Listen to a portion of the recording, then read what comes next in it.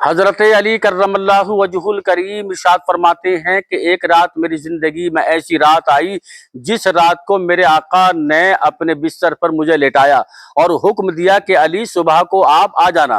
اللہ اکبر! اتنا سننا تھا کہ حضرت علی کی آنکھوں میں خوشی کے آنسو آئے، اور وہ آنسو ایسے نہیں تھے۔ آپ فرماتے ہیں کہ زندگی میں کوئی رات ایسی میں نے نہیں گزاری جس رات میں نے رب کے ذکر میں اپنے آنسوؤں کو نہیں بہایا ہو، یا محبت رسول میں میرے لب پر یعنی مسکراہٹ کے بنا کوئی رات گزری ہو۔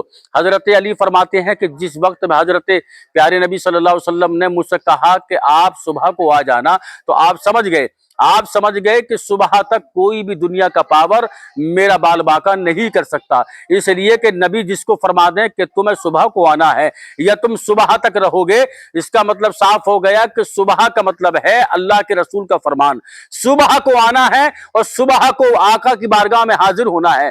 حضرت علی سمجھ گئے کہ یہ نبی کا فرمان ہے، زمین پھٹ سکتی ہے، آسمان روئی کے گالوں کی طرح اڑ سکتا ہے، لیکن فرمان محمد نہ کبھی بدلا اور نہ کبھی بدلے گا۔ آپ فرماتے ہیں کہ میری زندگی میں کوئی رات ایسی نہ گزری جن راتوں کو میں رویا نہیں اور جن راتوں کو میں نے کبھی نیند مکمل نہیں سوئی۔ آپ فرماتے ہیں کہ میں نے جب یہ پیغام اللہ کے رسول کی زبان سے سنا کہ علی تم صبح کو آ جانا، تو میں نے چادر اوڑھی اور اوڑھنے کے بعد تمہارا علی اس طرح سو گیا کہ جیسے دلہن سوتی ہے، بے خوف ہو کر۔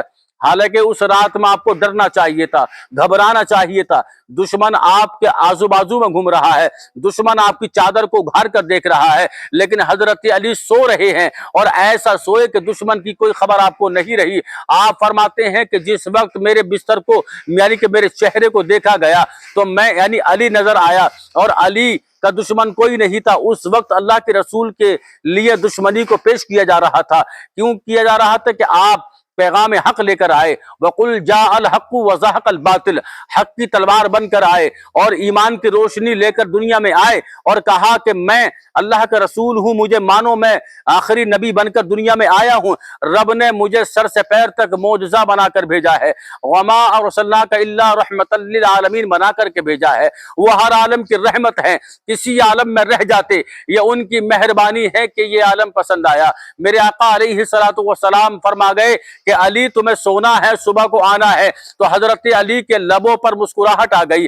آپ فرماتے ہیں کہ زندگی میں نے کبھی اتنا مسکراہٹ حاصل نہیں کی، اس لیے کہ میں نمازوں میں رہا تو خوف خدا میں رہا، اور سامنے اللہ کے رسول کے رہا تو میں اپنی پلکوں کو جھکا کر رکھی اور لبوں پر کبھی مسکراہٹ نہیں آئی۔ اس لیے نہیں آئی کہ جب نبی کا چہرہ دیکھتا تو مجھے لگتا کہ ساری کائنات سمٹ کر نبی کے چہرے میں آ گئی ہے۔ اللہ اکبر! جس کو قرآن کہتا ہے نور علی نور، یعنی نور علی نور، ساری کائنات نور ہے، یعنی 9 حصے میرے نبی کا نور ہے، اور ایک حصے میں 18,000 مخلوقات کو پیدا فرمایا۔ اللہ نے جب اپنے نور سے تھوڑا حصہ جدا کیا تو اس نور کے 10 ٹکڑے کیے گئے، 10 حصے بنائے گئے، اور 9 حصوں کا جو جامع ہے، 9 حصوں کے جو مالک ہیں وہ ہمارے نبی ہیں، اور ایک حصے میں زمینوں اور آسمانوں اور ان کے اندر، ان کے درمیان، اندر باہر، یعنی جو کچھ ہے 18,000 مخلوقات ایک نور کے حصے سے بنایا گیا۔ اللہ اکبر! جب ایک نور کے حصے کا یہ عالم ہے کہ جس کی زمینوں کی انتہا نہ ہو، آسمانوں کی انتہا نہ ہو، چاند سورج کی انتہا نہ ہو، لوگ چاند پر جانے کے لیے، چاند پر رہنے کے لیے آج نہیں قیامت کی صبح تک بھی کوششیں کرتے رہیں، لیکن نبی کی شان کی عظمت کا اندازہ نہیں لگا سکتے۔ لوگ آج جا رہے ہیں چاند پر، اور میرا نبی وہاں گیا ہے جہاں کوئی نہیں جاتا۔ آپ لامکاں گئے جہاں کوئی مکان نہیں، جہاں کوئی جگہ نہیں، صرف اللہ کا نور ہے اور اس کے علاوہ کوئی نہیں ہے۔ یہ اللہ تبارک و تعالیٰ نے شرف ہمارے نبی کو عطا فرمایا۔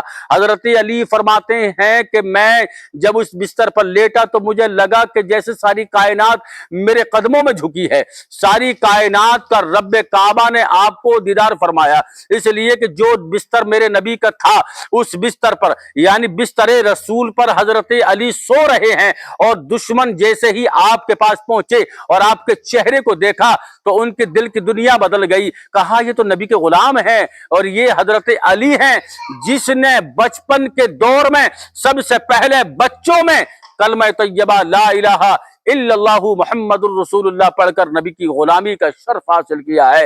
اللہ اکبر. اتنا چہرہ دیکھا اور پیچھے کو بھاگ گئے. پتا چلا کہ نبی کے غلاموں کی شان یہ ہے کہ آپ سوتے رہے اور جب صبح ہوئی تو حضرت علی جاگے. پتا چلا کہ الحمدللہ نہ چور ہے، نہ کوئی مارنے کا خطرہ ہے، نہ کوئی یہاں مارنے کے لیے آ رہا ہے، کوئی بھی آپ کو خطرہ موجود نہیں تھا. یہ ہے میرے نبی کی شان اور میرے نبی کے غلاموں کی شان. خدا کی قسم عشق مضبوط ہونا چاہیے. محبت رسول سے ہمیں جو ہے عبرت حاصل کرنا چاہیے اور دیکھنا چاہیے کہ ہمیں نبی کی محبت میں کس قدر کس پیمانے پر زندگی کو گزارنا ہے اور کس طرح ہمیں زندگی کو گزارنا ہے جس سے کہ ہم دنیا بھی بنا سکیں اور آخروی زندگی بھی تیار کر سکیں. اللہ تبارک و تعالیٰ نے ایک زندگی دی ہے، تیاریاں کئی ہیں.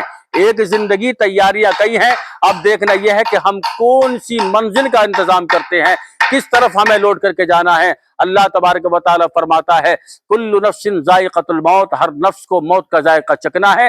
اس لیے ہمیں مرنے سے پہلے اس کے رسول میں اپنی زندگی کو گزار کر اللہ کا خوف دل کے اندر بیٹھا کر کے دنیا سے جانا ہے. دونوں جہان کی کامیابیاں، دونوں جہان کی نعمتیں اور بعد مرنے کے جنت اللہ تبارک و تعالیٰ ہر ایک اس بندے کو عطا فرمائے گا جس نے اس کے رسول سے محبت